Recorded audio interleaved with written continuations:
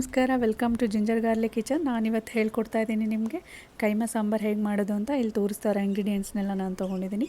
ಒಂದು ಜಾರಿಗೆ ನಾನು ಸ್ವಲ್ಪ ಈರುಳ್ಳಿ, ಸ್ವಲ್ಪ ಹಸಿಶುಂಠಿ, 2 ಚಕ್ಕೆ, 2 ಲವಂಗ, ಸ್ವಲ್ಪ ಕೊತ್ತಂಬರಿ ಸೊಪ್ಪು, ಹಾಗೆ sambar powder, mutton sambar powder ಹಾಕ್ಕೊಂಡ್ರೆ ಸಾಕು.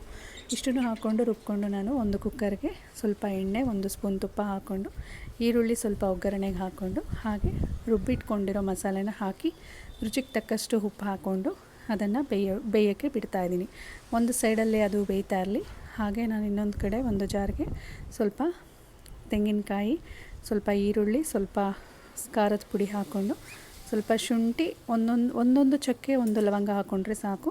ಸ್ವಲ್ಪ ಕೊತ್ತಂಬರಿ ಸೊಪ್ಪು, ಇಷ್ಟನ್ನು ರುಚಿಗೆ ತಕ್ಕಷ್ಟು ಉಪ್ಪು ಹಾಕ್ಕೊಂಡು ಇಷ್ಟನ್ನು ಹಾಕ್ಕೊಂಡು ರುಬ್ಕೊಂಡು ಅದನ್ನು ಸ್ವಲ್ಪ ನೈಸಾಗಿ ರುಬ್ಕೊಬೇಕು, ಇಲ್ಲಾಂದರೆ ಮಟನ್ ಕೈಮಾ ಬಿಟ್ಕೊಂಡ್ಬಿಡುತ್ತೆ.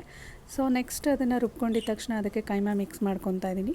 ಕೈಮಾ ಮಿಕ್ಸ್ ಮಾಡಿಕೊಂಡು ನೋಡಿ ಹೀಗೆ ಬರುತ್ತೆ. ಸೊ ಅದನ್ನು ನೆಕ್ಸ್ಟು ಸ್ವಲ್ಪ ಕೊತ್ತಂಬರಿ ಸೊಪ್ಪು, ಎಗ್ ವೈಟನ್ನು ಹಾಕ್ಕೊತಾ ಇದ್ದೀನಿ. ಎಗ್ ವೈಟ್ ಹಾಕ್ಕೊಂಡ್ರೆ ಟೇಸ್ಟು ಬರುತ್ತೆ, ಹಾಗೆ ಉಂಡೆ ಸ್ವಲ್ಪ ತಿಕ್ನೆಸ್ ಬರುತ್ತೆ, ಸಾಂಬಾರಲ್ಲಿ ಬಿಟ್ಕೊಳ್ಳೋ ಚಾನ್ಸಸ್ಸು ಕಡಿಮೆ ಇರುತ್ತೆ. ಸೊ ಹೀಗೆ ಉಂಡೆಗಳನ್ನ ಮಾಡಿಕೊಂಡು ಅದನ್ನು ಸೈಡಲ್ಲಿ ಇಟ್ಕೊತಾ ಇದ್ದೀನಿ.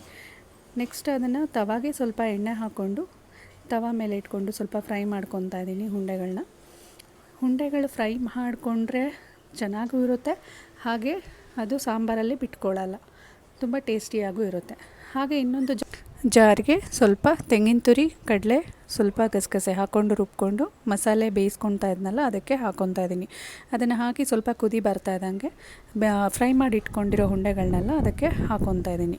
ನೋಡಿ ಎಷ್ಟು ಬೇಗ ರೆಡಿ ಆಯಿತು. ನೀವು ಹಾಗೆ ಟ್ರೈ ಮಾಡಿ ನನಗೆ ಕಮೆಂಟಲ್ಲಿ ತಿಳಿಸಿ. ದಯವಿಟ್ಟು ಸಬ್ಸ್ಕ್ರೈಬ್ ಮಾಡಿ, ಹಾಗೆ ಲೈಕ್ ಮಾಡಿ, ಶೇರ್ ಮಾಡಿ. Thank you.